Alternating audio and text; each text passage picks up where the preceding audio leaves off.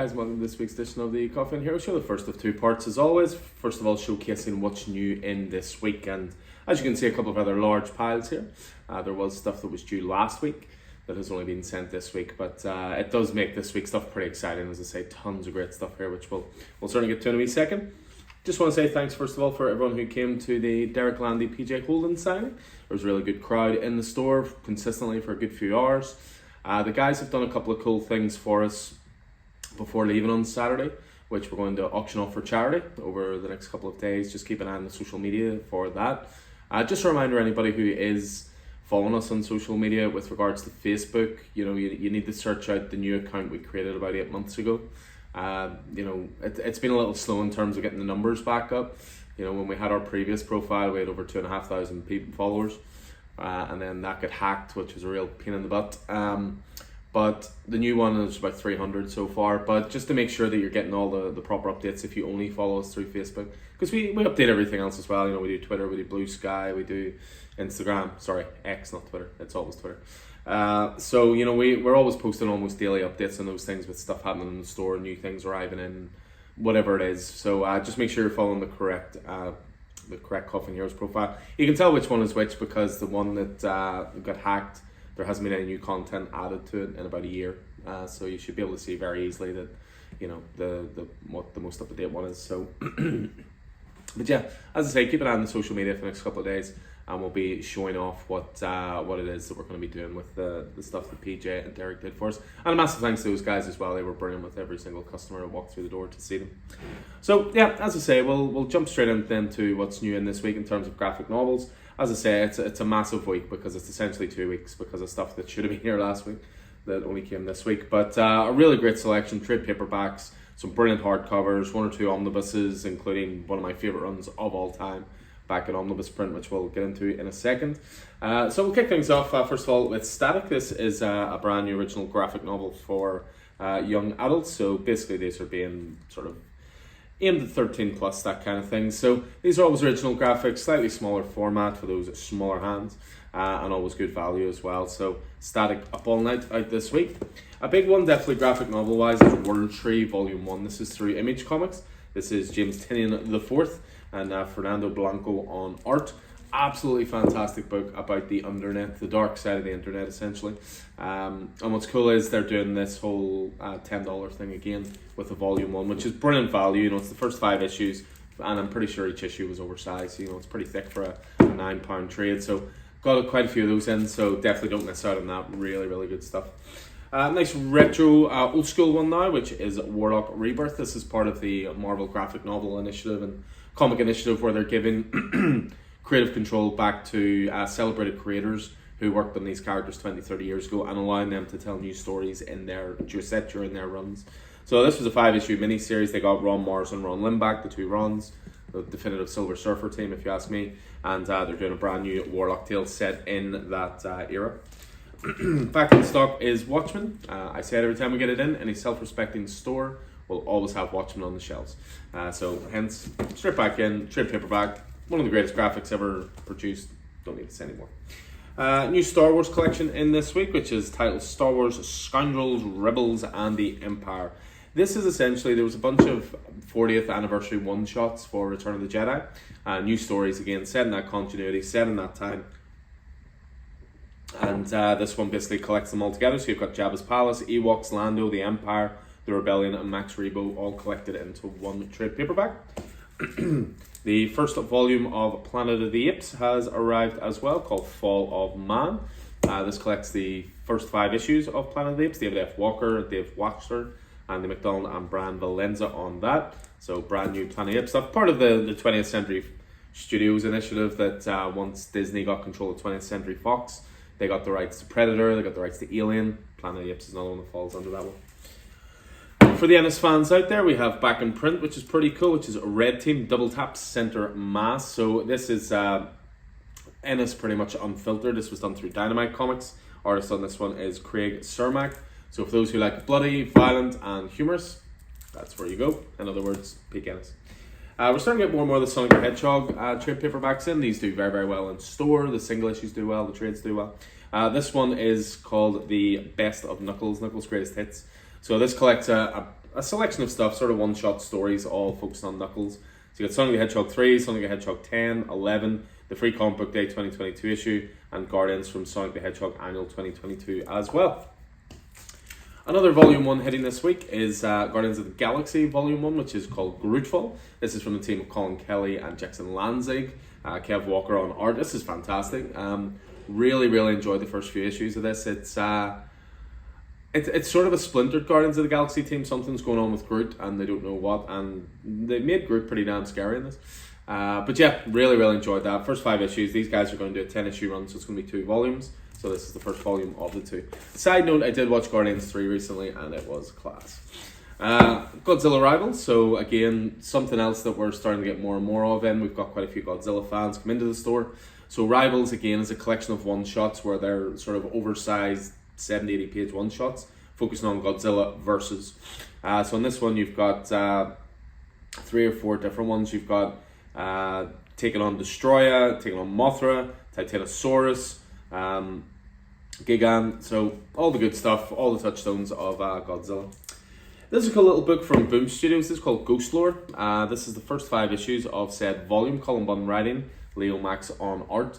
The tagline for it is what ghost stories do ghosts tell, and what can they tell about ourselves. So very, very, very creepy book. Really cool art as well. Really enjoyed that myself. I picked that up in trade as well. I read issue 1 and then picked it up in trade. This is one I kind of wish had come out a few weeks earlier, for the very simple reason that this is David M. Boer on writing duties. We of course had the signing with David recently in store, really, really good crowd for that as well. But this one is Dungeons and Dragons Saturday Morning Adventures. It's essentially a lost episode from the 1980s animated series. One for the nostalgia, one for the big kid in you. Really brilliantly told stuff there. Back in stock, Do a Powerbomb. Don't need to talk about this. You know, Do a Powerbomb's up there with Deadly Class in terms of my favourite ever comics. It's been pointed out to me that I apparently say that quite a lot, my favourite ever comics. But I like a lot of stuff. What can I say? I like to be positive. But yeah, Do a Powerbomb, Daniel Warren Johnson, Mike Spicer on art, our best book of 2022 right there. Next up is the latest volume of Catwoman, which is Duchess of Gotham. This is prior to the Gotham War, which is the current crossover with the Batman title. So Duchess of Gotham, Tini Howard has been on the book now for a couple of volumes, Nico Lane on art, and I say the same thing every time, one of the best books that not enough people are reading. New Epic collection in this week for Spidey, so Amazing Spider-Man Great Responsibility. The first volume is called Great Power, the second one is called Great Responsibility. So this volume 2 covers 1964 to 1966, and this covers Amazing Spider-Man 18 to 38 and the annual number 2. A new volume out this week for Nocterra, which of course is Scott Snyder and Tony S. Daniels' bleak post-apocalyptic book where light has been taken from the world. Cool stuff in here, good horror stuff, good action vibes to it as well, with Tony S. Daniel on it, as I say. This covers 12 to 16, and also there were a couple of one-shot specials focusing on a couple of the characters, Val and Nemesis. They're included there as well. Next up, volume 1 of Superman Supercore, this is called. So this is Joshua Williamson taking over the run, part of the Dawn of DC initiative. You've got Jamal Campbell on art. This collects the first 5 issues, but also the Superman 2023 annual as well. Really cool. This is basically the cover for issue 1, but really cool wraparound cover, great art. A good vibe to this, so there is, it's been really, really cool so far. Lois is now in charge of Daily Planet, she's now editor. Superman's having to work with Lex Luthor. It plays on this idea, which I really, really love, of because Lex knows Superman can hear everything, he knows he can use that as like a direct line to his ear. He can basically talk while he's in, so Lex is in prison at the start of this, and he can basically talk and say Superman, and he can say whatever he wants, he knows Clark will hear him. But yeah, good stuff there, and a good jumping on point for Superman, obviously with the new creative team and back to number 1 stuff. Next up is the hardcover for TMNT The Last Ronin, The Lost Years. So The Last Ronin's proven very, very successful for the Turtles. It's brought it into a lot of people's consciousness. They've loved the story. They're doing a sequel to it. And then this one was called The Lost Years. So this was some secrets from the past, basically set before The Last Ronin. So hardcover of that hitting this week. A couple of DC mangas hitting this week. So the second volumes of Joker, One Operation Joker, and Superman Meshi is bad. Again, these sold really, really well. I was curious how these would do through DC. But they've put a lot of effort into it. They've embraced the proper manga format. They've hired proper manga writers and artists, so it doesn't just feel like a cheap cash in or anything like that. Now we're on to the big boys, as I say, some brilliant books this week. DC, The New Frontier, again another brilliant book from DC's past. Darwin Cook writing and drawing. Welcome to 1950s America, land of promise and paranoia, of glittering cities and segregated slums, of dizzying scientific progress and searing Cold War conflict. This America needs its heroes more than ever. Really, really cool stuff. Some of, if not all, of Darwin Cook's best work right here for DC. And again, just a beautiful love letter to DC stories past. Next up is Superman Unchained. So this was a cool event which was to celebrate, I think, the 75th anniversary of Superman. And what they did is they united basically their two biggest players at the time at DC. This came out during the New 52, so Scott Snyder was writing and Jim Lee was on art. I mean, it's a glorious looking book. It's big, it's bombastic. It feels like a big Superman action movie. I am curious if they have included the page in this that they did in the book, but in the first issue, I think it was a fold-out page, which created this big, massive, beautiful Jim Lee action sequence. I hope they've included that in the hardcover.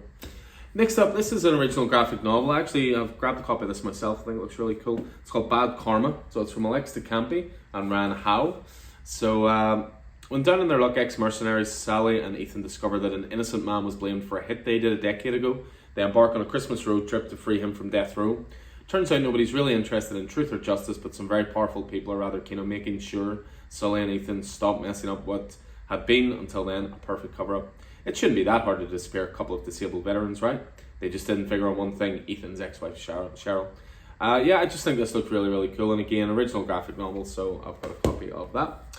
Speaking of other things I've got a copy of, Moonshine, the Complete Collection.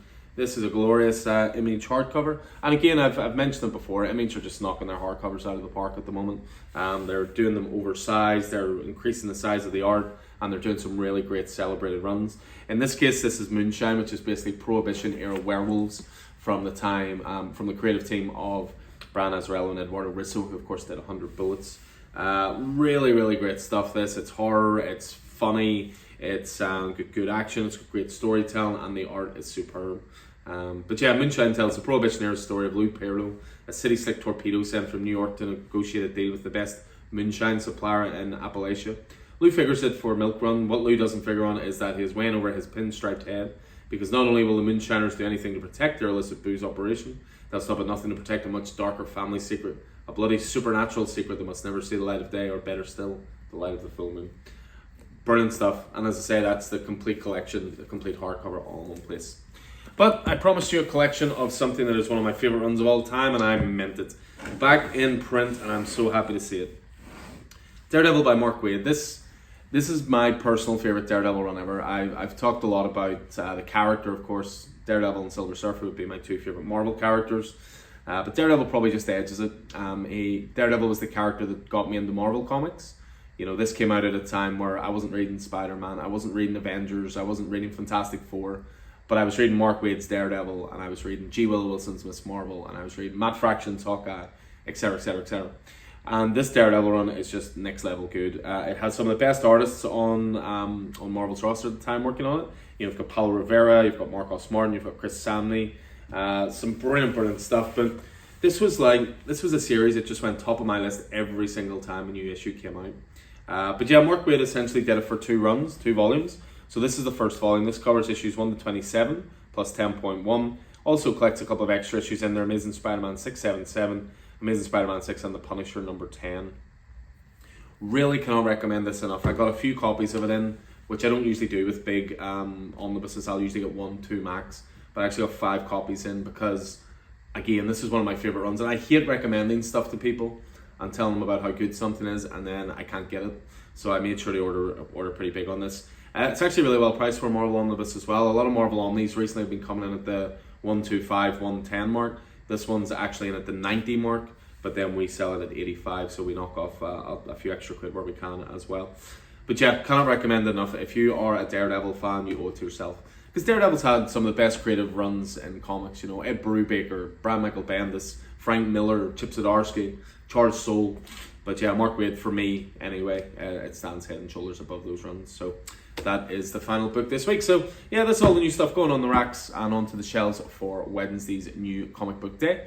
Check back later, of course, and we'll have our single issue show up as well, and therefore you'll know the new releases for that in advance as well. So as ever, hope you guys enjoyed this. Hope it proved useful. I look forward to seeing you in the store throughout the weeks and the next couple of months leading up to Christmas. So yeah, stay safe out there, and we'll see you soon. Take it easy.